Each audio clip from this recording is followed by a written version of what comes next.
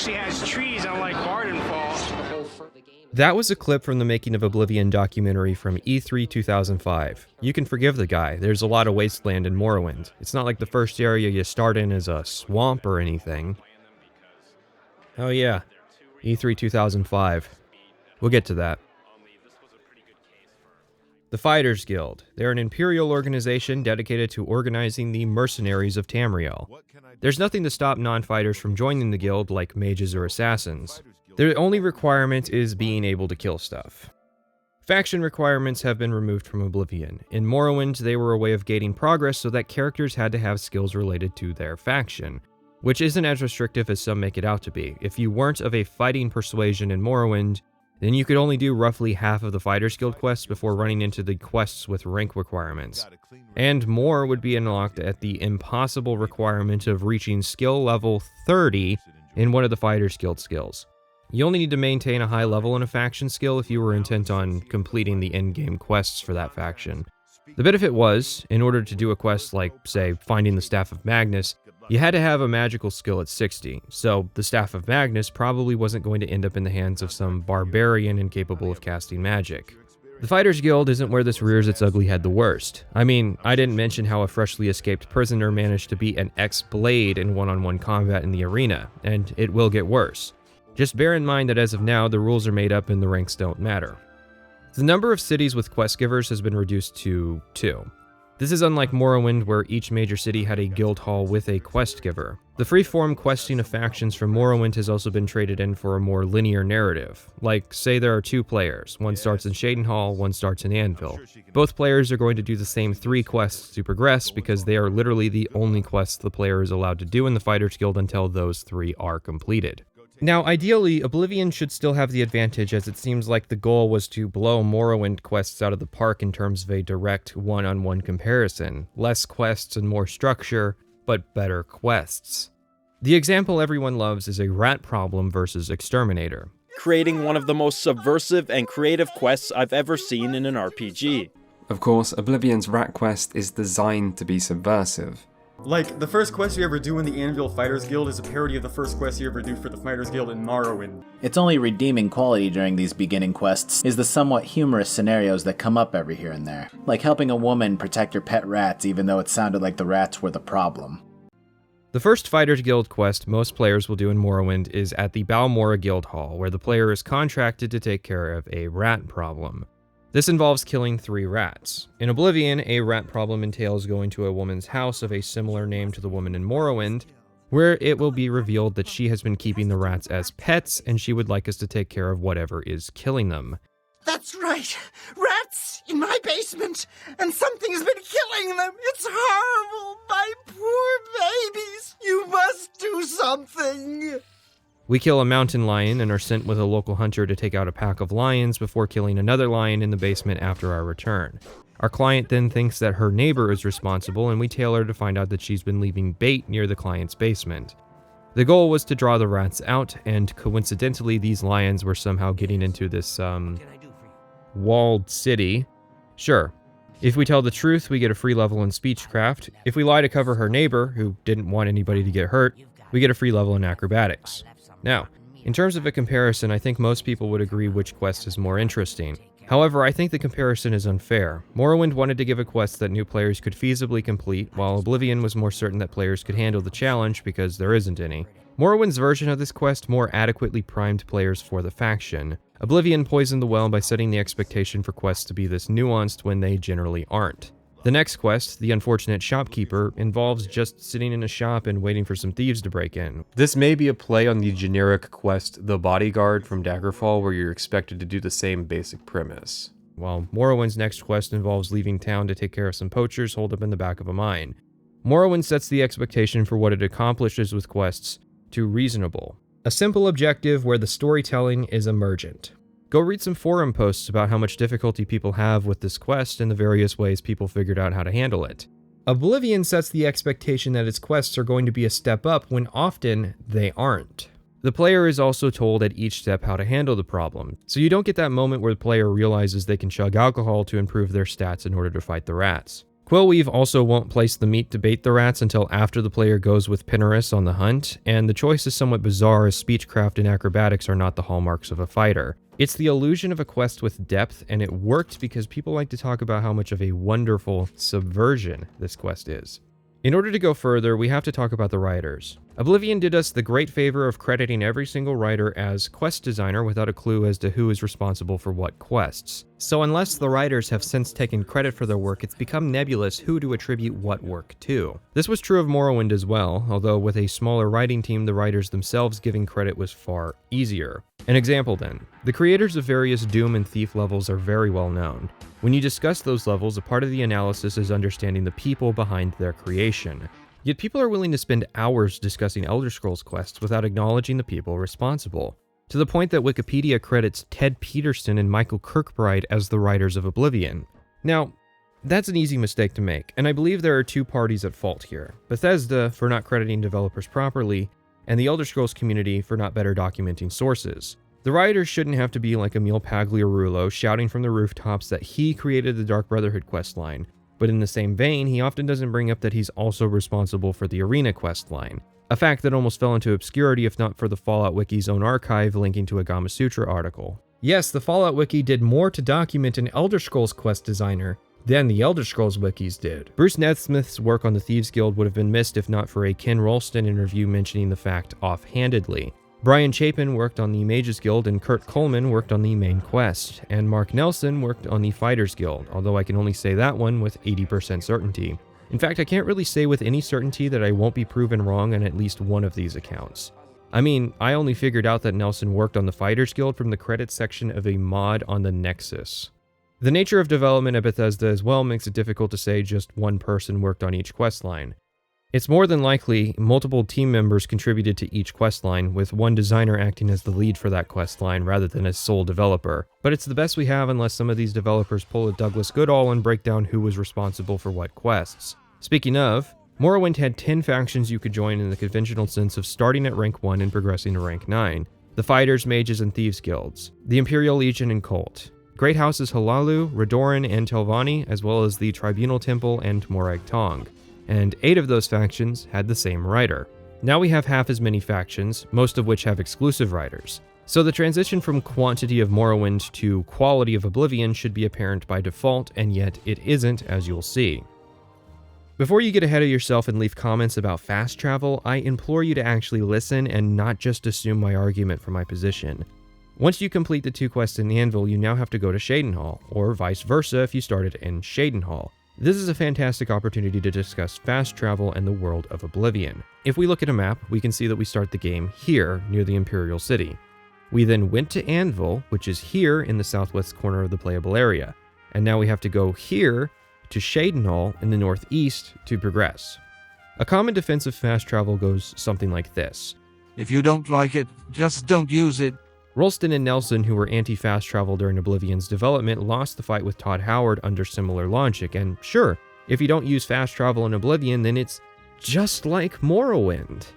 Except it isn't. For one, Mark and Recall have been removed, likely because there are more than a couple quests which would break in terms of sequence and scripting if the player could simply teleport out of a trap. Todd Howard actually gave a quote after this video came out that I think is fairly telling about the priorities of the designers. Well, there's like one people love in Morrowind where you could make these recall stones and you could teleport to different areas, which you really need in that game. It breaks so many quests. Yeah. And so as any quest, we would do this exercise of designing a quest, and then someone would say, and then I recall away. Like, oh, okay, the quest is broken. It's like, and then one day someone says, can we just get rid of that spell effect? Everyone's like, yes, please. That's what allowed us to make better content. There was, however, already a built-in way to stop players from teleporting out of certain areas in Morrowind, such as the final boss area of the main quest, the Clockwork City of Tribunal, and the Maze of the Blood Moon expansion. Now, you could say it would break immersion to prevent the player from teleporting out of certain traps in Oblivion. After all, the examples I gave tended to involve some powerful magic to stop the player, and that's fair. Maybe we could introduce some kind of Psijic suppressant crystals that explain why you can't teleport in some areas. The downside is instead the immersion-shattering realization that the wizards and mages of Tamriel willingly gave up the ability to teleport, and nobody, especially not any evil mages present in this game, were willing to break the law for the useful power of actual teleportation, let alone in emergencies. I bet having a mark set at Cloud Ruler Temple would have been really useful to the Emperor. The other reason Mark and Recall, as well as the intervention spells, were likely removed was that the developers thought they were unnecessary. Because there's fast travel now, so they added a system that they intended to be optional for more hardcore fans, and then removed a solution that those same hardcore fans used. Fine, we'll just hire a silt strider or a carriage or a boat to transport us. Well, there aren't any, because there's fast travel, so it would be unnecessary. See the problem here? I honestly believe most of the proponents of the just don't use it argument are people who haven't played Morrowind and so are blissfully unaware of the diegetic travel options of that game. They just hear that it didn't have fast travel and assume that everyone must have just walked everywhere. Something people seem to get caught on during my Morrowind discussion of this topic is time management. If people are busy in their lives, then they don't have the time to spend on hours of travel and navigation. I think people are missing something important, however, which is that time is self-equivalent. 2 hours of playtime is still 2 hours of playtime, whether you spend that time traveling or not. Is it really more satisfying to get 10 generic quests done with fast travel in the same time you could have spent adventuring the countryside? That will come down to people's subjective preference and taste, but the point of my Morrowind video is that there are people who have a taste for Morrowind who aren't being catered to. And it's not even impossible that Elder Scrolls could cater to both sides. Literally one checkbox in the menu and a design philosophy that doesn't rely on fast travel is all it takes to make Elder Scrolls more inclusive for everyone. Ironically, it was Starfield's post-launch patching that actually did this. Ironic because obviously one of the options they couldn't add was removing fast travel, but I digress. Bethesda will probably do what they typically do and completely forget about this when it comes to Elder Scrolls 6, like how they put an FOV slider in Fallout 76 and then forgot to with Starfield at launch. I mean, technically the options are really from the private servers in 76 if you paid $13 a month, but let's try to give Starfield a little credit here. It's exciting the opportunities that this provides, especially if it's designed around from the start. You could give players options within the game without any need for mods such as fast travel rules, or how omniscient their compass is, or whether there are survival mechanics. Elder Scrolls 6 actually has the option to be for everyone, instead of just being for an extremely specific niche of dad gamers. They just, have to design it that way. I hope their lead designer has a good track record with this stuff.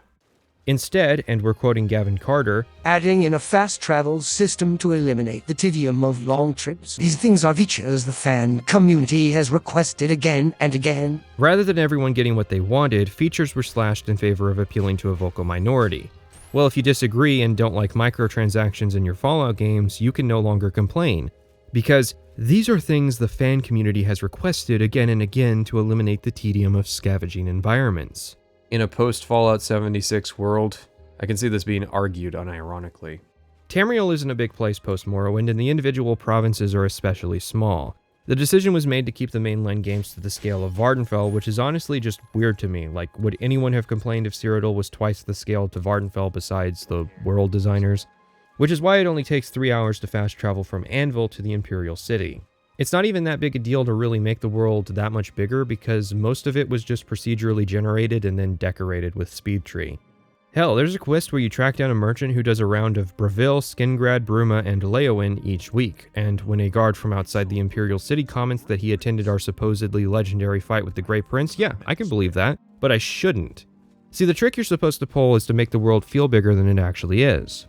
Morrowind may only have a population of around 2,600, and you might not see merchants traveling the world, or people sleeping, or even adequate housing for every single person, but it achieves a feeling of being even bigger than it really is by showing the player how it is that people get around, and by never breaking the illusion of Vardenfell's actual size. These provinces are supposed to be the size of real-life countries, but in reality they're smaller than real-life cities. That's a limitation of handcrafting the world, and the key to making it work is not breaking the scale. People in Bruma shouldn't be wearing the same clothes as people in Leowen, not only for cultural but climatic reasons. Morrowind gave people in different regions different styles of clothing and conversation, and were able to do that because of Morrowind's more advanced gear system as well as text-based dialogue. There are, however, non-immersion reasons I support a lack of fast travel. The first is that it's a system the player now has to master. If you're able to select a point on the map and click accept, you've mastered travel in Oblivion. Navigation and map knowledge are the difference between a player who knows where they're going and a lost player in Morrowind. You'll never wonder if you're on the right road to Skingrad if you always just fast travel to the city. You'll never be tempted to explore the dungeon on the side of the orange road you pass every time you travel from Coral to Bruma. And the consequences for not properly planning out your quest will never be felt if you can always just teleport back to your base of operations. In the Morrowind video, I told the story of an adventure I went on where I had to end up fighting a dangerous vampire that I could barely defeat. On the flip side is the Oblivion version of that story where I ran out of health potions, so I just left the cave, teleported home, crafted more, and then teleported back and continued the fight like nothing had happened. If the goal of the gameplay formula is to incentivize exploration, to allow each player to tell a unique story by the simple means of which path they choose to navigate the world, then you have failed from the start by unlocking every city by default. That mistake has since been corrected, but that does not alleviate the fact that once you unlock a point in the middle of nowhere, that point can now serve as a nexus of fast travel. If you travel to Desolate Mine on foot, you better remember that journey, because every time you fast travel to Desolate Mine to get to other places near it, you miss out. This is Coomer, my friend's character from our playtime in TES 3MP. See, I can explain all the efficient ways to navigate the world, but my friend who's never played Morrowind before doesn't know that the Mages Guild will take you from Caldera to Aldrune. So we walked, and we got lost a little, but we found our way. It was a proper adventure. Well, if you were to somehow play more Oblivion together, all Coomer has to do is click on Aldrune and hit accept. See, part of what makes Morrowind work is that the map tells you almost nothing beyond the basic geography of Vvardenfell. It's actually pretty cool gradually filling in the map because you'll see exactly where you've been. Oblivion's map, on the flip side, shows you the cities and roads by default. Oblivion's map is also tied to the Oblivion UI, which is a tangent I'll have to set aside for now, but since Oblivion's UI can't be scaled or zoomed out, you can't actually see the entire map of Cyrodiil like you can Vvardenfell. Because if you could, you would notice how every faction is extremely reliant on fast travel in Oblivion. Rather than having halls in each city that give contracts local to that area, guild halls in Oblivion represent all of Cyrodiil, which becomes apparent at the 4th quest. The 3rd quest in Shadenhall has us passing out gear to some Fighters Guild members and then trying to keep them alive. Pro tip, turn down the difficulty every time someone gives you someone to protect unless you really like loading screens. But, well, after Shadenhall, we're directed to speak to the Guildmaster. What, already? You're needed in Coral. Report to Velena Daunton. She's got some duties for you to take care of. So we journey from Shadenhall across Cyrodiil to Coral to be told to speak with Modron Orion. I would like you to speak with Modron Orion. He will assign you any duties that are currently pending. To be told again to cross Cyrodiil down to Skingrad to deal with a guild member's delinquent contract. Once that's taken care of, it's up to Coral to then be sent down to Leowen in the opposite corner of the map, then back up to Coral only to be told to get another job from either Anvil or Shadenhall. This is part of the reason it feels like Cyrodiil lacks any distinct culture no matter what part of the world you're in. Now I want to be clear here, yes, there are reasons that the Fighters Guild Master sends you around the map to take care of guild business. That isn't unreasonable, and there were Morrowind quests that had you crossing the map frequently. The difference is that if you play without fast travel, you can still get around fast in Morrowind, whereas if you play without fast travel in Oblivion, you either rush to get Shadowmere or use Fortify Speed and run. If we're going to be centralizing our guild operations, could we at least start hiring couriers to send orders instead of getting all of our instructions in person? Let's face the facts here. Most of the quests in Oblivion are just Morrowind quests with better scripting and voice acting. Talk to a lady and get her 5 portions of ectoplasm so that she signs an exclusivity deal with the Fighters Guild. The difference is that Oblivion doesn't have the mechanical intrigue of Morrowind, so getting ectoplasm isn't a big deal because once I have it, I can just teleport home. So why include fast travel? Well, Todd knew best. The 2006 release date and the audience that Todd Howard was going for needed fast travel. PC was his core market, and he knew they would buy the game no matter what. It was selling the idea of a role-playing game to the console plebeians that mattered. Hey man, just got back from Coral after a long mission near Leowen. I heard you got a contract for me? I've got another contract for you, meat. I assume you won't embarrass yourself. It's from Bienna Amelian at the Water's Edge settlement. She needs something retrieved from her ancestral tomb. Try not to muck it up. Oh, sure. Let me just consult the map of where that is and oh, you've gotta be So yeah, we're back on the road again. I guess I should mention that I'm not following any kind of self-imposed travel rule for Oblivion. I tried to go down every road at least once, but most of the game I just fast traveled to and fro. We help a lady with her debt, which we can pay out of pocket if we want to keep her dad's unique light chest piece and sword. Then we travel back up to Shadenhall to then be directed across Cyrodiil to Anvil for our next quest to take out a gang of thieves. You'll note that these quests aren't very complex. It's literally just go to caves, kill targets, get things, return.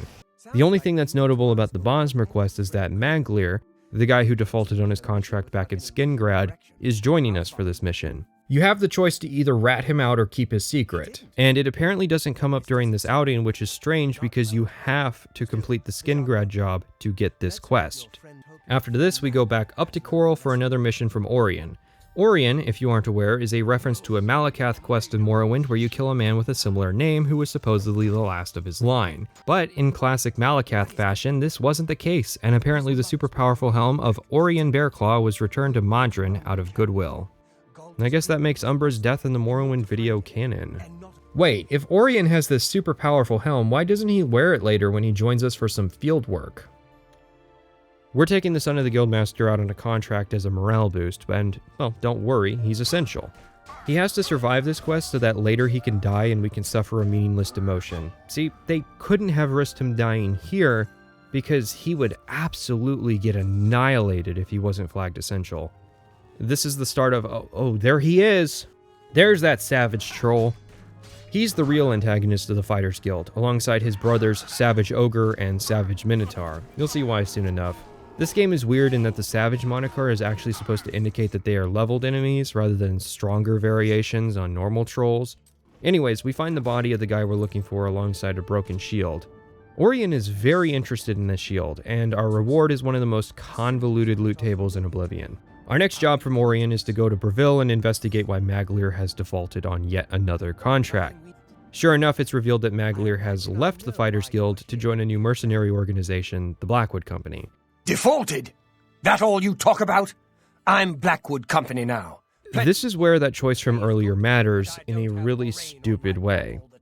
If you covered for Maglir, he'll tell you what his original contract was and you'll have to complete it for him. If you told Orion the truth about Maglir, he won't. So you have to go all the way back up to Coral to then be told what his contract was so you can go back down to the Breville Mages Guild to complete it. What's wrong with this is that our last job with Maglir during Den of Thieves, nothing changes mechanically about the quest despite being closer to our choice regarding Maglir. So him being upset now is just kind of weird. As is Orion not giving you the details of Maglir's contract ahead of time just in case. You'll find you have to get 10 samples of Imp Gall for the contract. At least with this quest, you're told a location to get the stuff at and not just supposed to wander around or look up where to find ectoplasm at a low level. Our next contract from Orion is an off-the-books investigation. Several different quests have now pointed us at the Blackwood Company. Vitellis Daunton was another son of the Guildmaster who died alongside 14 others in an attempt to retrieve the sword Sinweaver from Azani Blackheart for the wizard Argoth. I just love that detail that's thrown in. We threw 15 bodies at a single contract and failed where Orion and ourselves are going to succeed. And we have the gall to be upset when the Blackwood Company started to look like a viable alternative to the Fighters Guild. I mean, sure, they did pull some underhanded trickery with Blackheart, lying about killing him and then paying him some of the contract money to give the sword to Argoth and then giving Blackheart Argoth's details so that he could be mysteriously murdered and the sword taken back. But even with that information, the Blackwood Company still looks better by comparison for not losing 15 people in one raid, at least until later. If you look at the UESP page, you'll note that this quest has some serious issues with bugs. The highly scripted nature of this quest means that it's prone to breaking in a few spots. Anyways, we fight through the generic bandits until we get to Blackheart, who is pretty strong because, surprise, surprise, his gear isn't scaled to the player's level. Is it any surprise that the guy who worked on the Daedra quest in Morrowind understood that fact? I wish he'd use it more often. Orion takes Blackheart's ring to prove that they were the ones to complete the contract and that the Blackwood Company lied. But who did he take the ring to? The Black Horse Courier? The Arcane University? High Chancellor Okado? Well, the Courier doesn't publish the new information, the University doesn't serve that function in Cyrodiilic society, and Okado is probably preoccupied with the Oblivion crisis. Nothing comes of this quest except establishing that the Blackwood Company lied about completing a contract and screwing over one of their clients, which is for the dramatic benefit of the player, even if it doesn't make sense. The Blackwood Company doesn't have to be evil for the player to be justified in supporting the Fighters Guild. Hell, Morrowind was the game where you could join the Fighters Guild in their war with the Thieves Guild or vice versa. But you'll notice a trend with Oblivion questlines of there being opposing, unjoinable factions with childish characterizations. So, the Fighters Guild got Azani Blackheart. Blackwood Company said they did him, but apparently they were mistaken. Or stretching the truth, maybe. After the Blackheart job, which started in Coral and ended near Leyawiin by the way, we head to Shadenhall in order to get our next contract to take care of some fugitives by Breville. Go to a cave, kill 2 fugitives, come back. Does anybody work at the Breville Fighters Guild Hall? There's only 4 people here. One of them's a generic NPC that exists at every guild hall. No quest ever takes you here, and the one thing of note is the Nirnroot plant. Hell, Leyawiin has a guild hall, which exposes a problem. They really shouldn't. Just say the Leyawiin Guild Hall was doing so poorly they got evicted and the Blackwood Company took over the building. Maybe a few quests near the start of the faction take place in Leyawiin, to make the takeover personal. Or maybe the Fighters Guild wasn't allowed in Leyawiin until the recent Imperial takeover. It would match the themes of the nobility in Leyawiin being racist towards beast folk, which the owners of the Blackwood Company are. So after we finish in Breville, we then have to go from Shadenhall to Anvil to take an Altmer scholar named Alante of Alinor to a cave full of Daedra. She can die, but it's also easy to clear the area ahead of her and then go back to grab her. If that description sounds familiar, it's basically a copy of the quest Sondale from Morrowind, where we rescue an Altmer scholar named Sondale of Shimmerine from a 6th House base we were supposed to escort her through. There's a key difference though. If Sondale died, the quest giver Harundi would refuse to give you his 2 remaining contracts, including the lucrative Pude Egg Mine quest. If Alante dies, you lose out on a fame point and a little bit of gold. Because Oblivion can't afford to actually punish the player for failing a contract that it didn't plan for you to fail. Mind you, if you failed in Morrowind, you could still generally make it to the end of a faction as long as you didn't fail any other quests. But Oblivion's linear and rigid structure has no tolerance for failures, so the player can't fail, even if the client themselves dies, because you didn't do what they hired you to do. Now, theoretically, what you could do with the rigid quest structure is be punitive with ranks. Players still get access to all the content, but they might not achieve as high a rank. And at the end of the quest line, to unlock the quest that grants leadership, you might have to complete a couple Radiant quests to re-earn those ranks. It's not as ideal as the freeform quest structures of guilds in Morrowind, but I can see why they wouldn't want that given there's twice as many cities, so theoretically twice as many guild halls in Oblivion. But there doesn't need to be guild halls for every faction in every city. In fact, there are only halls in all the cities for the mages and fighters guilds. It's weird how Oblivion is trying to improve on the individual quest experience by prioritizing quality over quantity, but then strives out to show how much more content there is because Cyrodiil is bigger, while lacking in faction quality because of how stretched out it's become. We go back to Anvil to then be told to go up to Coral to get our next job. The Guildmaster's son and a few other fighters went to a mine south of Leyawiin. Oh, God, yes, really. To clear out a bunch of savage trolls. Only problem is that it was a few days ago and they haven't been heard from since. I mean, you did send them on a mission halfway across Tamriel, so you can't expect immediate answers. That's not hyperbole. As a joke, I put a circle on the map with Coral at the center and the Forsaken Mine at the edge, and as you can see, the same distance goes from Coral to Ebonheart, Vivec, and Mournhold, as well as Solitude and Windhelm, and nearly even gets to Solstheim. That is how far away Leyawiin is from Coral. Trolls of the Forsaken Mine has us fighting 9 trolls to clear out a cave, which is on the edge of too many by itself, but this isn't the first quest to clear out a cave full of trolls in the Fighters Guild. In fact, Non-Will Cavern also had 9 trolls in addition to 3 ogres and a minotaur. Most of the Fighters Guild is either set in a cave or if it's feeling frisky, an Ayleid ruin. Of course, the obvious has occurred, and the Master's son Varanus has fallen at the hands of the Blackwood Company. We find his journal and his body next to his comrade Edward, whom we can speculate Varanus was super gay with, because that is the only possible logical conclusion of 2 men sharing an emotional connection. Thank the gods for Edward. I fear without him, I would go mad. His constant companionship keeps me hopeful that I will one day be returned to active duty. Until then, we have each other. He has willingly foregone lucrative contracts in order to help me pass the days. A truer companion, I could not imagine. Tomorrow, I will ask if he wants to go to Femboyutas with me. This area is where the player can acquire Blackwood armor, which is better than steel and even dwarven armor, and Modron doesn't even comment when we come back adorned in the enemy's equipment. Orion indicates we need to lay low while he breaks the news to the Guildmaster, which means another trek across Cyrodiil to Anvil or Shadenhall, only to be told we've been demoted because everyone in the Fighters Guild has access to couriers, except us, the one guy who's actually doing everything. In Shadenhall, we're asked to rescue a noble's daughter, which is one of the better quests of the faction purely for this character, Lord Rugdumth Gro Shurgak. Ah, you are from the Fighters Guild, I resume. Good show. I am Lord Rugdumth Gro Shurgak. Let us conversate on the Lady Rogbot. I fear that whilst out rock-picking, she was apprehensive. Stolen away. My suspension is that ogres have abjected her. Please search to the east of my sprawling abode. They have been known to vacate these premises. I am most gracious and truly woeful.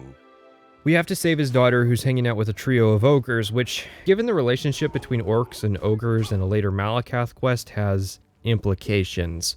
We have to take down the ogres, which of course is great because ogres are damage sponges that are annoying to fight because it's like punching pinkies to death in Doom. Just dodge their attack, swing, dodge, swing endlessly. Oblivion has a whole roster of enemies and locations to use, and it always seems to be the same enemies in the same areas. The next quest we get in Shadenhall almost disproves that previous statement, in that locals at Harlan's Watch have been seeing strange lights down the hill and some people went missing after investigating. Turns out a couple will-o'-the-wisps are down there, which are energy creatures that can vanish and absorb health. At first I thought they were annoying, but I realized it was because their design actually makes you wake from the stupor of punch and dodge. These guys will be important when we talk about Azura later, but don't worry, because if this quest becomes interesting, there's actually a bunch of swamp trolls in that cave we need to clear out. This is the only time swamp trolls show up in a cave near Shadenhall and not in the giant swampy marsh. They're marked specifically as Fighters Guild trolls in the CS, rather than the generic leveled savage trolls or static level normal trolls, and they're great because their level stats are actually even worse than savage trolls. Worse meaning they have slightly more health than savage trolls, but even worse, they actually have a scaling amount of health. A savage troll has 12 times the player's level worth of health, so at level 1, they have 12 health, and at level 2, they have 24. So just because you level to 2, a troll can go from 4 swings to kill to 8, and 12 at level 3. And eventually you might find a weapon that does 1 more point of damage, but by then the troll will have dozens of hit points. Even better, in order to clear the cave out, we have to kill all 15, yes, 15 trolls. This is the last Fighters Guild quest where trolls show up, so let's do a tally. 9 trolls, 3 ogres, and a minotaur at Non-Will Cavern when we escorted the Master's son. 1 monster potentially at Robber's Glen when we were gathering Empcall. 9 trolls at Forsaken Mine. 3 ogres when saving the Orc Lady. 15 swamp trolls at Harlan's Watch. And 7 ogres when Azan sends us on our next quest to recover the Stone of St. Alicia. That is 33 trolls, 13 ogres, a minotaur, and a wild card monster depending on your level. Skyrim tried to amend the troll problem by cutting down on the number of individual trolls that would show up in any given cave and making the trolls tougher enemies to compensate.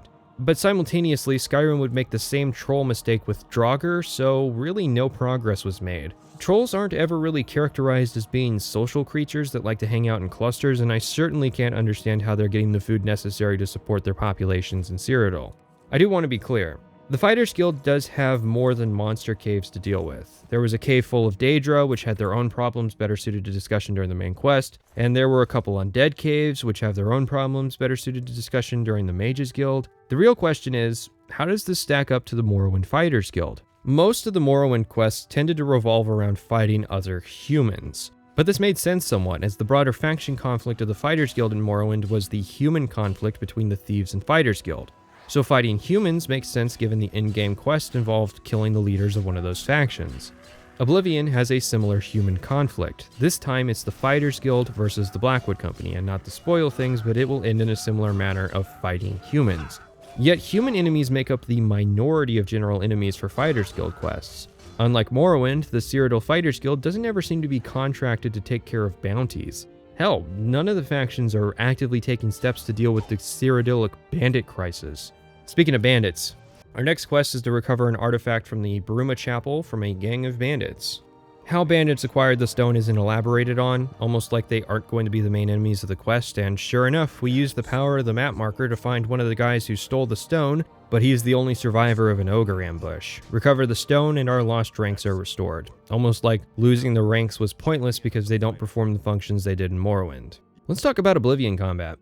Oblivion's combat is a total overhaul of Morrowind's combat system. Almost every element has been changed in some way, and it can be stated without question to have been an improvement. Or can it? The problem with gamers is that they hear my discussion of Morrowind's combat and assume that I was saying it was a perfect combat system, and that every game should take cues from Morrowind, including the absurd example that Dark Souls combat would be improved with hit chance. This is not a position I ever took, and I could spend hours clarifying myself to no avail because some people have impressive willpowers when it comes to missing the point. The problem, I think, is that a lot of people in discussion of video games as an art form believe in the universal design philosophy, that there is exactly one way to make video games that all roads are leading to. Imagine saying there's only one way to write books, only one way to write songs, only one way to paint a canvas, only one way to direct movies. That would be absurd, and I think the same is true of game design. When people describe the difference between the two systems, you'll often hear something like dice roll combat versus action combat, which I think is also inaccurate. Morrowind is not entirely dice roll combat. It's still reliant on the player's ability to control their weapons. You still have to aim, and you still have to lead targets. A true dice roll combat system would have completely removed the factor of mechanical skill from the game. Morrowind's combat is in fact an action system, with a dice roll system layered on top. This stems from its origin as a tabletop simulation, and there are several reasons why this worked well for Morrowind once you adequately understand them. Morrowind is attempting to simulate the character's skill and attribute levels to adequately portray elements of the fight that it can't with its graphics. Morrowind's biggest problem isn't chance, it's feedback. Feedback is an interesting thing because you can give the same player the same shotgun, but change the feedback and their perception of that shotgun will change entirely. You can actually see this principle in effect with Fallout 3's marketing. When Todd Howard would demo Fallout 3 at E3, people were so caught up with all the gore and gimcrack weapons that they ignored that the gameplay looked terrible. Bethesda openly admitted to trying to emphasize character skill over player skill, hence the VAT system, and I think the reason they got away with it was by incorporating great feedback into the death animations. In order to demonstrate Morrowind's combat system, I'm going to add an element taken from other games to explain what's going on. A combat log. This will now communicate what is happening on screen when we fight. See, the thing is, Morrowind's not the first game to have a system where the player's weapon model will collide with the enemy model only to do nothing. But when you have a combat log and more information about what is happening, people seem less likely to complain. Suddenly, those misses aren't misses, but glancing blows, or parries, or dodges, or just plain luck.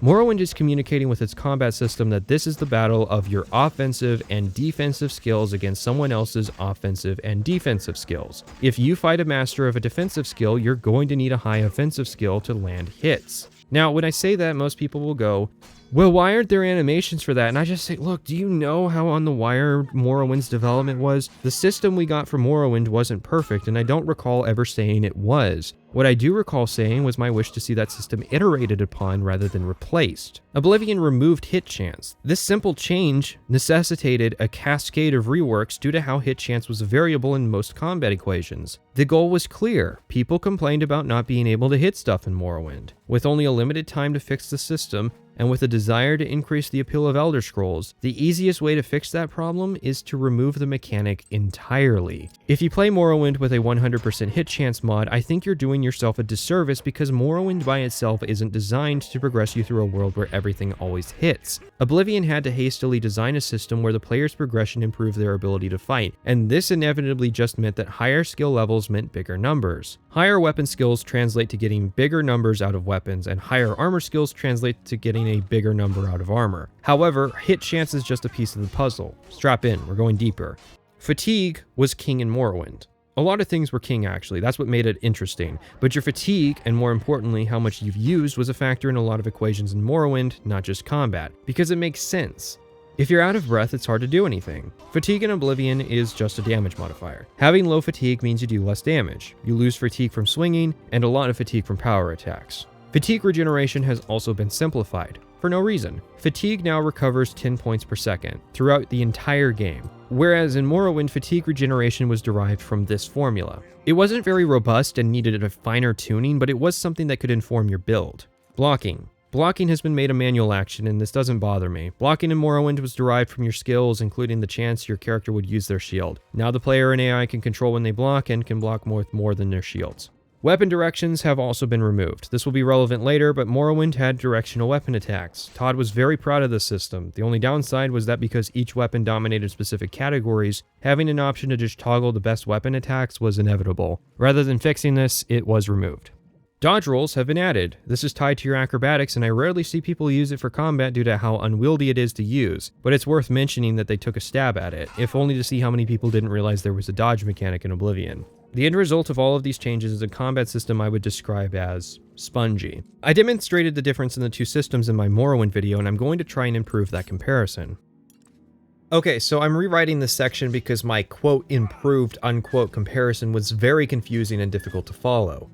The problem stems from the fact that the comparison doesn't work for people watching, compared to people playing the games, so let's talk about that instead. In Morrowind, I've been playing this character lately. He's a Redguard proficient in Longblade and Conjuration. He doesn't carry a weapon, instead he summons his sword in before every fight. It's pretty fun, but at level 1 he only seems to hit about 75% of his swings and has an 80% chance of casting his summon spell. Those are actually pretty good chances for a level 1 character, but most people who play this game seem to fail the basic expectation of picking combat skills tied to your playstyle. And maybe that makes sense actually, considering the number of Morrowind YouTube videos telling people to not put their preferred skills in their class, which is advice for min-maxing, but first-time players are probably taking it anyways. It all comes back to that mud crab on the peninsula and Saint Denis over by the lighthouse involving a character who isn't good at short blade swinging that iron dagger. Whether you're that guy or you are my current character, both characters have the problem of not hitting all of their swings. If only Morrowind had a built-in way of solving this problem, leveling. You solve the problem by leveling. There's a reason complaining about Morrowind combat always takes place in the early game. By level 4 it won't be a problem for my character, and by level 7 hit chance usually isn't a problem for most characters. Because it turns out skill levels are an abstraction for, the skill level of the character. Alright, so shifting forward to Oblivion. Like Morrowind, it has a contingent of people who complain that its combat is also not satisfying. But we removed cast and hit chance. I thought that was all it took to make the combat feel good. I mean, the thing is that game feel, or whatever we're calling it this year, is not just subjective but super subjective. I think Morrowind's combat is good, that's a subjective phrase. Of course, I explained why I thought so and provided objective examples for my argument. That's not as subjective. The first issue Oblivion has is that there aren't really any problems the player needs to solve. That's because of scaling. The only thing you need to level for is increased damage numbers and increased health numbers. But since the enemy isn't static, there's no point to leveling to increase those numbers. A Daedric sword in Morrowind works because enemies are static. A Daedric sword in Oblivion doesn't work because a Daedric sword to a Zivile is the same as an iron sword to a stunted scamp. That is why a refusal to level is a serious playstyle in Oblivion. The second problem is that combat at level 1 is the same as combat at level 20. This is not the case in Morrowind because, hit chance. And that was the point of my combat comparison. You can't really tell what level my character is just by watching the footage on screen, like you could in Morrowind because it all looks and feels the same. This is a modern problem with role-playing games. Developers are terrified of players finding a mechanic annoying or frustrating, so they would rather make safe, stagnant, and boring games than have the early game be frustrating in order to make the player progression feel earned. That's why people now conflate role-playing games with dialogue simulators, effectively upscaled visual novels. Ironically, it's survival games that picked up the abandoned mechanical elements that role-playing games often left behind. 7 Days to Die feels more like a sequel to Fallout New Vegas than Fallout 4, even if there isn't any dialogue. Anyways, the next few lines might be confusing because I cut out the comparison, but I'm past the point of carrying on this project because it's August and I shouldn't still be writing stuff for this video. Okay, fine. If you decide to watch the unedited version, you'll notice that in Morrowind our character, regardless of skill level, always did the same amount of damage. And that makes sense. Our weapon damage is scaled off of strength, not our skill level, so it stays the same. Because being more proficient with a weapon doesn't make you do more damage, your body does. Your training with your weapon instead determines your ability to land those hits. You can be the strongest man in the world, but if you keep missing the high striker, it's pointless. In a sense then, your damage per second is derived from both the physical damage you can do and how often you can do it. This creates a large amount of nuance in building your character, having to balance a multitude of factors in your playstyle. Strength for raw damage, skills and agility for landing blows and dodging attacks, endurance for the rate of fatigue recovery, speed for dodging attacks. By taking the hit chance out of the equation, you've crippled this system. To compensate, the fundamental dynamic has to be changed. In Oblivion, weapon skills now determine damage as well as strength. So does fatigue.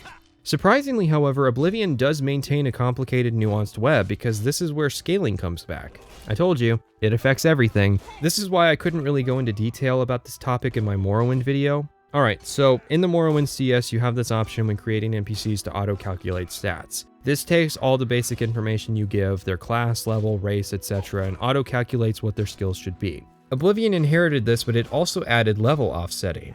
The example we'll use is Captain Hieronymus Lex. Captain Lex is always 15 levels above the player, and every time we level, he levels and his stats increase. So if you aren't level 1, you can go to Captain Lex right now and use the command get AV blade on him, and find that the value is much higher than its construction set value of 58. See, a lot of people, when discussing Oblivion's scaling, just leave it at health, because that's what's noticeable at a cursory glance, even with research on the UESP. They may not be realizing that the horror doesn't stop there. I'm actually writing this section very late in production, and I've probably looked at over 100 different NPC pages, and almost all of them used level offsets rather than fixed levels. In the same vein, it's probable that most of these NPCs are also using auto-calculated levels, meaning that it isn't just the gear of bandits or health values that's increasing. The people of Cyrodiil are actively getting better at skills as well. Morrowind's combat better conveys the feeling of becoming a master with a weapon than Oblivion because it has that relative skill difference. Even then, Oblivion is surprisingly robust at displaying the difference in skill levels with its damage system, and you'll only see that difference if you don't level. Because NPCs aren't improving when you don't level, you'll gradually grow in skill level compared to other NPCs. It's only one way, however, so it's not a perfect fix. It's funny to me that they actually made the combat system work for the purpose of displaying skill difference in Oblivion without hit chance, and then completely invalidated that advancement in formula with level scaling. Now I'm adding this section after having recorded and edited the combat demonstration in order to clear something up. I didn't really know what my second attempt at this would demonstrate until I did it. The first time it was to show that Morrowind combat, regardless of skill level, always results in the same paddle spamming combat, whereas Morrowind combat is faster and more dynamic. In doing this test, I realized that Oblivion's combat system actually has the potential to do a fine job of displaying skill levels, but you won't ever notice due to the aforementioned scaling. I still think the clip demonstrates my objective of showing how Oblivion's combat feels more spongy than Morrowind, with the player not really feeling all that more powerful as they level up. However, one thing I've noticed in discussions of Elder Scrolls is that people really don't get Morrowind combat. Now, if you want to make the criticism that Morrowind doesn't do a good enough job explaining itself, that's one thing. But I think if you have analysis or retrospective in the title of your video and you have a surface level or even atmospheric level understanding of the system, then that's a problem. I'm bringing this up earlier than I wanted to because I think it helps demonstrate my point. Let's say I'm analyzing Dark Souls and I say something like this. Dark Souls combat is frustrating because there's simply too much unavoidable damage. Look at this gargoyle fight. I'm unable to run fast enough to avoid these attacks. If you heard me say that and have played Dark Souls before, that's a red flag, because it shows that I don't understand how the game's defensive systems work with dodges and blocks. I would be rightfully criticized for analyzing a game I didn't understand. Most analysts I've seen discuss Morrowind's combat fundamentally don't understand it, and that's a red flag. By the way, if every other Oblivion video can have tangents about Morrowind combat, then so can mine. I've come up with a handy 3-strike system to expose these reviewers, and you can take it for a spin on any discussion of Morrowind's combat you want. Let's see how people stack up. First strike, spamming the attack button. See, in Morrowind, you do more damage if you hold the attack button for a second before releasing. This is akin to a power attack, but is actually efficient with your fatigue. I think people are drawn to spamming the left mouse button in order to do more swings, thinking it'll improve their chance to hit and thus damage per second, when actually it's the opposite. A few short, considerate swings will easily outdamage fast strikes because you'll use less fatigue. And that brings us to the second strike, bad fatigue management. Running out of fatigue due to fighting a tough enemy is one thing, but consistently demonstrating yourself fighting at low fatigue and then complaining that you miss a lot is akin to showing the world you didn't know dodge rolls were in Dark Souls. You hit 25% more often at full fatigue and miss 25% more often at low fatigue. The third strike to knock you out is this: using weapons not part of your class. It's one thing if you train a weapon skill up to a usable level, but I've noticed a trend of people not picking the short blade skill, but using short blades anyways, specifically the iron dagger. The Iron Dagger itself is a red flag because it's the free weapon at the census office. If someone is genuinely playing a short blade class, they would probably upgrade pretty fast from the low damage Iron Dagger. I simply don't believe in a longsword dominated world that there are this many people dedicated to using short blades. It's far more likely they hit record, started Morrowind, made a character, rushed to fight the first enemy they could with the starter weapon, and that's the clip we're seeing. Bonus points of the combat clip examples they use take place in the Bitter Coast or Ascadian Isles. And with 3 strikes, you're out. Hell, it's entirely possible the same thing is happening with Oblivion combat. It's just harder to tell who is bad at Oblivion and who isn't because of how much more homogeneous the footage will look like due to the removal of hit chance. So, with that out of the way, let's make our first proposal to fixing the system. Now, I should be clear here. When proposing fixes to things, I tend to work in the framework of trying to maintain the stylistic vision of the parent game. When I propose a fix to a quest line, it's in the interest of still telling the same general story. With that in mind, let's talk about Dark Souls. This game should not be like Dark Souls, but it's always the go-to when trying to propose ways to improve Oblivion's combat because I think people are stuck in the mindset that hit chance is off limits. Dark Souls combat works for the vision it's trying to achieve, which is a third-person action-adventure game with a variety of enemies and weapon types. Oblivion doesn't even have the basic variety of a charging enemy that you have to side roll away from, and people think Dark Souls is the place to start. Now, the aspect that the Elder Scrolls should try to learn from the game is enemy variety and when fighting humans, weapon variety. Once it has those things, then we can talk about parries and weapon arcs. Ironically, Fallout 4 seemed like a step in this direction with multiple monster types like creatures that burrow and...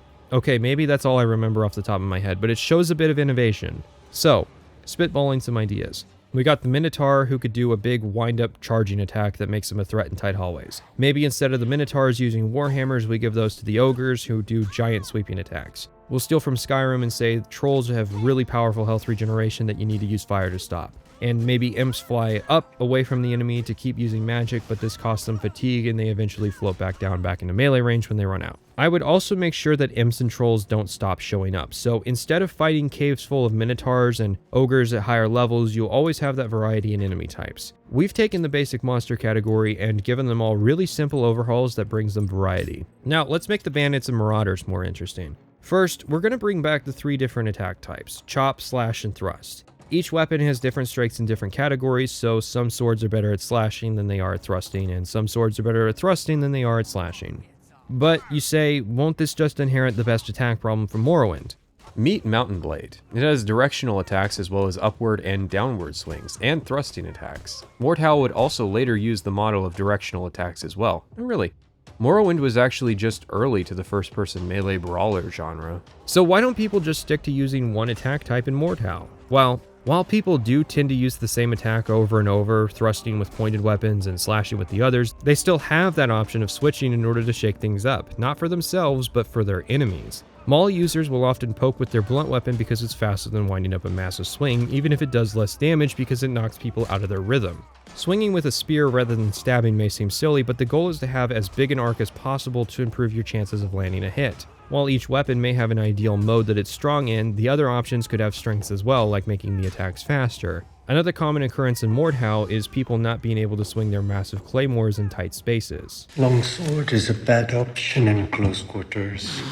The thing though is that Mordhau is an imperfect example. It's a skill-based competitive multiplayer game. You never roleplay as someone bad at fighting, although I do sometimes use that excuse. Elder Scrolls can learn from Mordhau at least in terms of how it handles its weapon systems, but the focus still has to be on the role-playing aspect of the franchise. If my guy is, in character, not good at using swords, I shouldn't be able to just pick up a great sword and fight like a master because I, the player, am good at fighting with a great sword in the system. Our next addition is changing how armor types affect combat. It's pretty easy to identify when someone is wearing light, medium, or heavy armor, or no armor at all. So different weapons having different strengths seems like it would work well. Now, armor effectiveness being realistically portrayed as a rabbit hole of extremely niche knowledge and bickering I'm not interested in exposing myself to. Bladed weapons could be great for fighting people in little or light armor. This would gradually fall off as you got into medium and finally heavy armor. Blunt weapons would generally do less damage than bladed weapons overall, but wouldn't fall off with the heavier armors, presenting themselves as better all-rounders. Material should also be a factor. Maybe a Daedric sword cuts through iron and steel armor, but a steel sword does nothing against Daedric plate.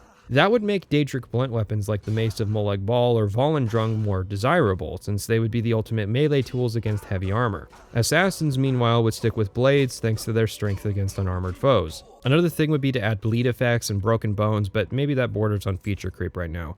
However, adding weapon variety is important in easing the current effect of weapons being flavored paddles. One possibility is incorporating enchantments into attacks. For instance, perhaps some enchanted daggers could double as magic wands, staffs could double as polearms in a pinch, and maybe some weapons have weapon arts where they deal more damage at the cost of enchantment charge. So, now that we have that down, how do we work hit chance back into this equation? Simple. We improve the feedback. When an attack is made, the game calculates the odds of it landing. It then knows where the end of the attack animation needs to be and where it's starting from. This is where forward and inverse kinematics come into play. If the attack misses, maybe it goes wild or falls short. If it's a glancing blow, then it connects what slides off the armor. And if it's a dodge, we might see the enemy suddenly increase the distance just enough for it to miss. I would weigh the formula to work something like this. For 2 average fighters, 15% of swings should miss, 20% of swings should glance, and 25% of swings should be dodged. If someone rates high for agility, they dodge more often. If someone rates high for armor, there are more glancing blows due to their instincts. If someone rates high for luck, attackers miss them more often. It's then the job of the designer to communicate these ideas to the player. If someone's known for wearing light armor, they should consistently dodge more often. If someone's known for being lucky, they should have a high luck rating, and so on. After this, it's simply a matter of communicating to the player that their choice in weapon skill is important to their ability to fight. I think there would be a lot less complaining if the census office generated a weapon off the player's highest rated skill rather than always placing a dagger, because anytime you see people complaining about the combat, it's always that fucking iron dagger. Finally, let's rework health and fatigue. Health can be brought down or damage brought up. Currently, large health pools are the order of the day because without them, 100% hit chance would just tear through people. By bringing nuance to the system, we can bring the glass cannon approach back to combat. Surviving more than a couple blows should be territory reserved for tanky playstyles. Supporting this would be a fatigue rework. Fatigue now regenerates much faster, with player progression bringing that time up drastically as well. Oblivion changed the system by making attacks take far more fatigue than before, meaning that fights will slow down as they progress and fighters run out of energy to do as much damage. Fatigue has returned to now affecting your ability to land hits. Now the game is trying to beat your opponents before you run out of fatigue. Dodging or blocking a lot would affect this. But what about power attacks? Oh yeah, let me put power attacks in the grave real quick. Power attacks in Oblivion just aren't good. Someone's already left a comment saying I did the combat test wrong because I didn't use power attacks. That's intentional. Fatigue is damage and you trade a lot of it to do power attacks. However, because power attacks either lock you in place or lock your trajectory, they actually often miss quite a bit. To try and get use out of my expert perk for hand-to-hand, which has a 5% chance of knocking someone to the ground, I have to do a backwards power attack. The consistent way I found to do this is to turn 180 degrees away from the enemy, run backwards towards them, and then initiate the power attack before quickly jerking the camera back around to try and land the hit. Power attack levels are tied to perks, which are tied to skill level. At 25, we mastered the standing power attack, which does 3 times the normal damage. Note that all power attacks normally do 2.5 times damage, for 5 times the fatigue. Take that in. F power attack fatigue penalty is a variable that is multiplied against the normal fatigue cost formula when you power attack. It will always cost 5 times the fatigue to do a power attack that does 2.5 times the damage. Now let's think here. Instead of power attacking, we could do 5 attacks, which would be 5 times the damage, or twice the damage of the power attack at the same cost. Power attacks then fill the niche of being finishing moves, or as you level up special moves. At level 50, you gain a 5% chance to disarm from left or right attacks. At level 75, you gain a 5% chance to knock enemies back from backwards power attacks. At level 100, you gain a 5% chance to paralyze that works around paralysis resistance. The perk system is an Oblivion edition with varying results, mostly positive. Skyrim would inevitably go on to improve this general idea. It's not worth going skill by skill to explain all the perks, so we'll discuss them if they come up. I think power attacks are fine if you're trying to get a 5% outcome or trying to quickly finish the fight, but saying that they should be the bulk of combat is, in my opinion, really bad advice. With that, I think we've finished up on Oblivion combat.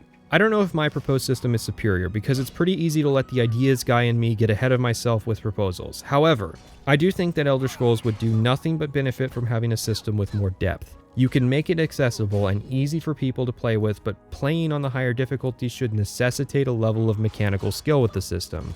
Right now, that mechanical skill is bobbing in and out of fights or running around opponents hiding in their blind spot. From here on until the end is a linear chain of events, so we'll treat it as one long finale instead of 3 individual quests. Orion asks that we meet him in his shack in Coral. This man was a high-ranking Fighters Guild member and lives in a hovel. Orion believes the Blackwood Company must be stopped and we're the only one capable of doing anything useful for the guild. His anonymous source, aka Mark Nelson, told him a high-ranking Blackwood member is in Glademist Cave between Coral and Bruma. To acquire him alive, we have to tear through a company of Blackwood fighters. He's intimidated that we killed all his guards and is willing to follow us back to Orion's hovel.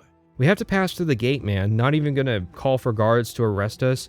Nobody ever thinks to just lie and say the player struck first. Hell, even if Blackwood members did attack us, that doesn't mean we can just kidnap their boss. I'm pretty sure slavery is still illegal in the Empire. It's weak writing, and I'm not sure why the subsequent interrogation scene couldn't have just happened at Glademist Cave to avoid it. The interrogation itself is clever and fun, using the persuasion mechanics or a good old beating to get answers out of Ajim Kajin. It ends with his suicide though, which is weird because there's nothing that should inspire such loyalty in that faction. It's a mercenary group, not a cult. Either way, Orion figures the next step is to infiltrate the Blackwood Company. Yeah, send us, the guy who runs around naked boxing trolls on an infiltration job.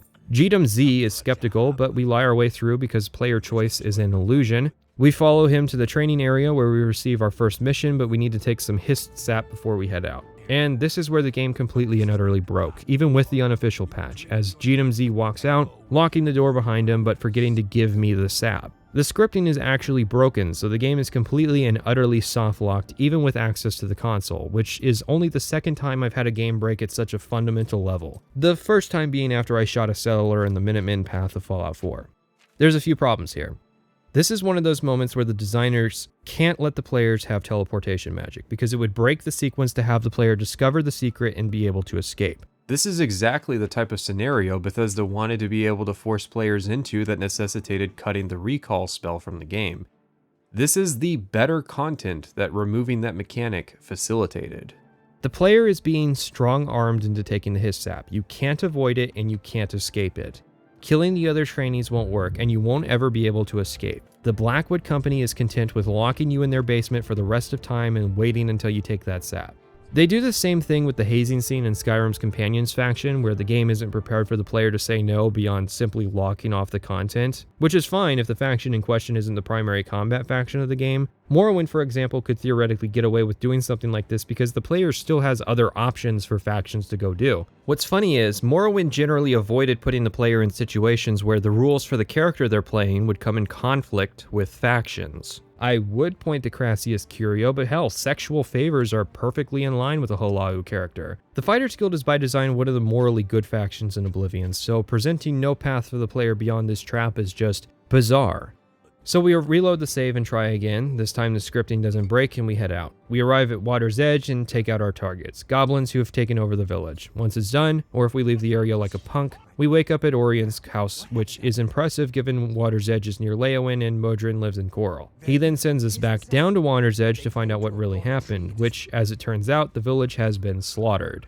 We can find the father of the woman whose debt we helped with mourning the loss of his daughter. This is an improvement over Morrowind, at least in terms of emotional storytelling, but boy is it stupid. For the aforementioned reasons, the player is ramrodded into this trap because it's the linchpin of the Blackwood Company that the player needs to participate in this event. Sure, it's interesting to force a good player into doing something morally dubious. The premise is fine. But the methods and, more importantly, the goal of the scene overrode any desire for good storytelling. The Blackwood Company is using bad hist sap from a tree located in Leowyn as a performance-enhancing substance, but in turn, it apparently makes you do evil things no matter how complicated that may be. Let's break this down then. All of the Blackwood Company quests belong to Arain, so only his quest and the Den of Thieves quest is worth discussing. We start with Maglir defaulting on a contract because the guild isn't paying well enough. This is where I have to criticize the UESP because at present they state that Maglir isn't Fighters Guild material, call him a coward, and say that he rambles about his family and paycheck. That's one interpretation, but it's apparent that Maglir is a capable fighter and he's completely right. The Fighters Guild doesn't pay well because the rewards are leveled. At levels 1 through 4, they only pay you 100 gold per contract, which isn't a lot considering how dangerous the contracts can be.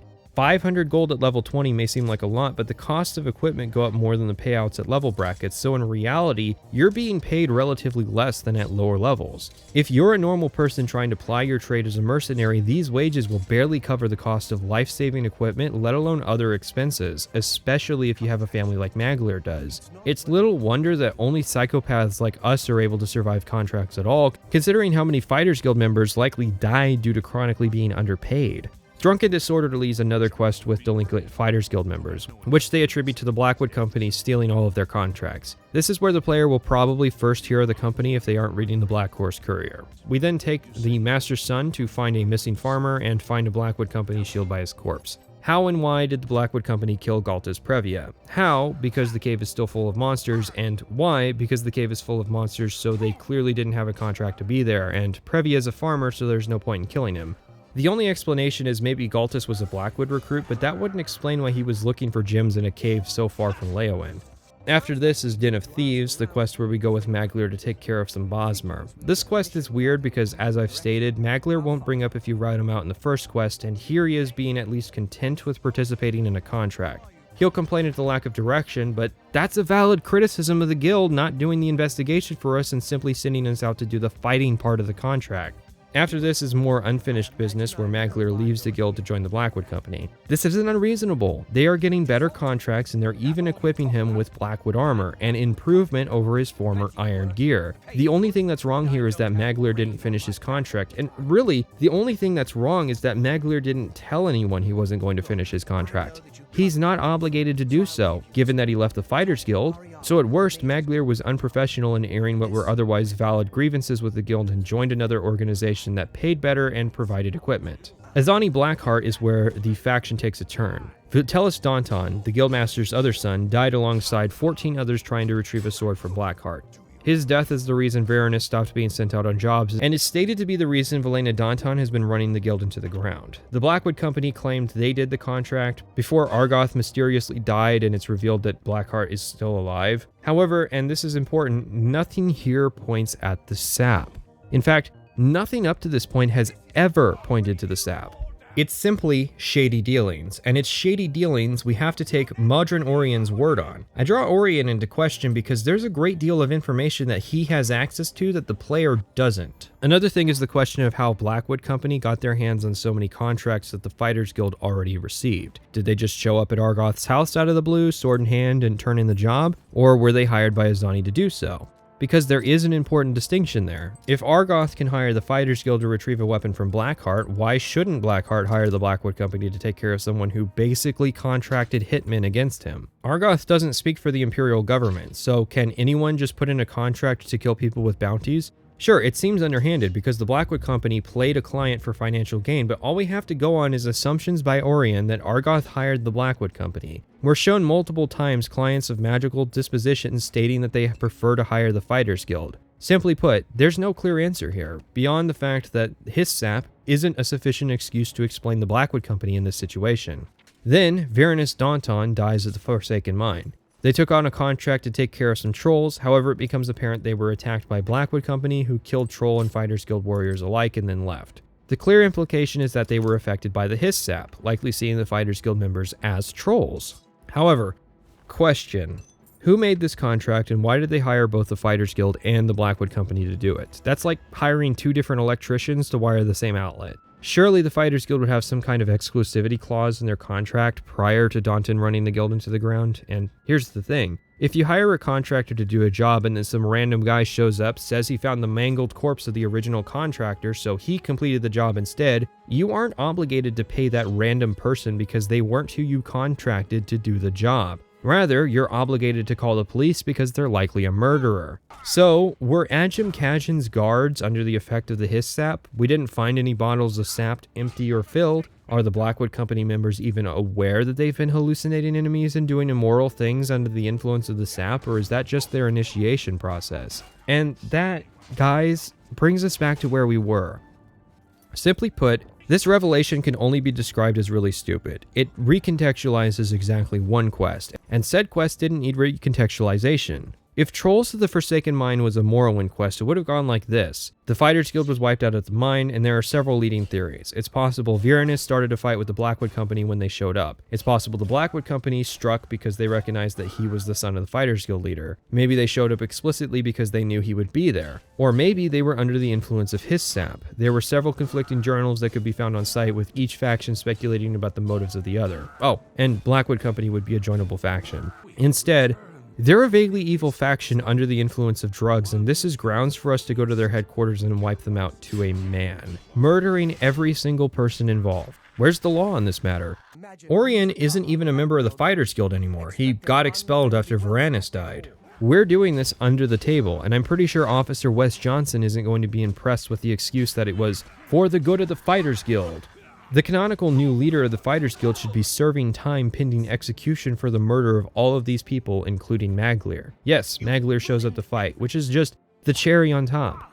Regardless of whether you kept a secret or not, you can't avoid fighting him, which kind of runs contrary to the coward theory, although again, it runs contrary to his family excuse as well. And don't say it's the his sap, considering he recognizes who we are. Velena is outraged at our actions, but decides that we're worthy of leading the Fighters Guild, and we appoint Orion our second in command. The end. Boy, what a disaster. Assuming Mark Nelson really was the writer, it's easy to see that his primary focus was the Daedra quests, because they are way better than what we got with the Fighters Guild. At best, the Fighters Guild got a loose outlines of ideas that really needed a second draft that didn't come because Mark and Kin were busy trying to fix a problem with the NPCs of the Daedric Shrines. Not to hate on Nelson, he wrote the Daedric quests of Morrowind as well. It's funny that Rolston claimed that Nelson hated fast travel because, well, let's think about that claim for a second. If Nelson believed that, then surely he would have pushed his quests to not rely on fast travel, right? So what does a Fighters Guild playthrough without fast travel look like? I've been hinting at this, so let's fully map out what this questline looks like. Why? Well, I'll tell you when I'm done. Assuming we start in Anvil then. The first two quests start in and around Anvil, so no travel necessary. But now, to progress, we have to go get a quest from the Shadenhall Hall. We go to the Desolate Mine, which is near Shadenhall, then back to town before being directed to our next quest in Coral. Our first quest in Coral then sends us down to Skingrad, and in turn to Fallen Rock Cave near Skingrad. Then we have to go back up to Coral in order to be told to travel down to Leyawiin. From here, we have to source ectoplasm, so I'll call it a freebie and just say everyone hit up the local chapel Undercroft. We then have to go back up to Coral before having to journey back to Shadenhall to then be told to go to Water's Edge, a small town north of Leyawiin. Take care of the debt, and we go back up to Shadenhall to then be sent across the Urdle to Anvil to take care of thieves at Heroda Cave near Anvil. We then have to travel up to Coral to escort the Master's son to Nautical Cavern near Coral before returning to Orion and being directed to meet him at his house and then meet him in Leyawiin. We walk up to the ruins of Arpenia, which is a fair distance from Leyawiin, and then we move on to Adatar nearby. Then we go to Shadenhall to get a contract to deal with fugitives hiding in Bloodmane Cave, a stone's throw away from Breville. We then go back to Shadenhall before being directed to Anvil for an escort quest to Brittle Rock Cave near Kavach, and then go back to Anvil. Then we're sent up to Coral for Arain to give us a mission to go to Forsaken Mine, which is southeast of Leyawiin, and then we go back up to Coral. Then we travel to Shadenhall to be sent to save a noble's daughter at Lord Rugdumth's estate, which is some distance north of Shadenhall, before returning to Shadenhall to be sent to Anvil, where we get our next job to recover the Stone of St. Alicia. So we go all the way up to Bruma and then are sent east to find out the stone is at the ruin of Sador, which is halfway between Shadenhall and Bruma. Then we go back to Bruma and then back to Anvil before being sent to Coral to kidnap a guy from Glademist Cave, which is halfway between Coral and Bruma. We take the guy back to Coral and then are sent down to Leyawiin to infiltrate the Blackwood Company. This quest teleports us up to Water's Edge before teleporting us back to Arain's house, who will then send us down to Water's Edge near Leyawiin. And then we return to Arain's house in Coral, who orders us to wipe out the Blackwood Company headquarters in Leyawiin, and we finally return to Coral to finish the questline. I want to put a nail in the coffin for people who make the just don't use it argument anytime fast travel comes up. The problem isn't the traveling, the problem is being asked to travel to and fro a dozen times. I had no problem each time I stepped out into the wilderness to go to a troll cave, but the caves were always a stone's throw away from the cities. The bulk of travel time you'll clock in Oblivion is going to be going down the same roads over and over, and the reason is that the designers knew you would have access to fast travel. Which is why the argument doesn't work. It would be one thing if the questline was designed around a non-fast travel playthrough, but there are a few steps you can take in that front. For instance, having Orion relocate to the nearby guild halls for each quest, using a courier to deliver messages and make it possible to turn in contracts at any guild hall. But because the designers knew the player would have access to fast travel, they don't have to worry or probably didn't realize just how much of a mess the questline is for the person who decides to disable fast travel. Finally, we have Battlehorn Castle. This was a piece of DLC that added a themed home for warriors. A large castle complete with a retinue of fighters and servants, and even the ability to collect and build trophies from the enemies you defeat. There's even a cool sword you can find. It's kind of busted because the castle is just handed over to the player if they stop the marauders currently besieging the castle, all 4 of them. What Battlehorn Castle does break is armor. We'll go into more detail later, but here the player can purchase a Dwemer Forge fortifying armor of 15 points, using an ability which grants us future perks. This is important for getting the skill up to 50 quickly in order to repair magic equipment, as otherwise this is one routine expenditure the player can expect until they get to skill level 50. It's probably the most innocuous of the mechanics broken by the game's DLC, and otherwise I rate the castle pretty highly.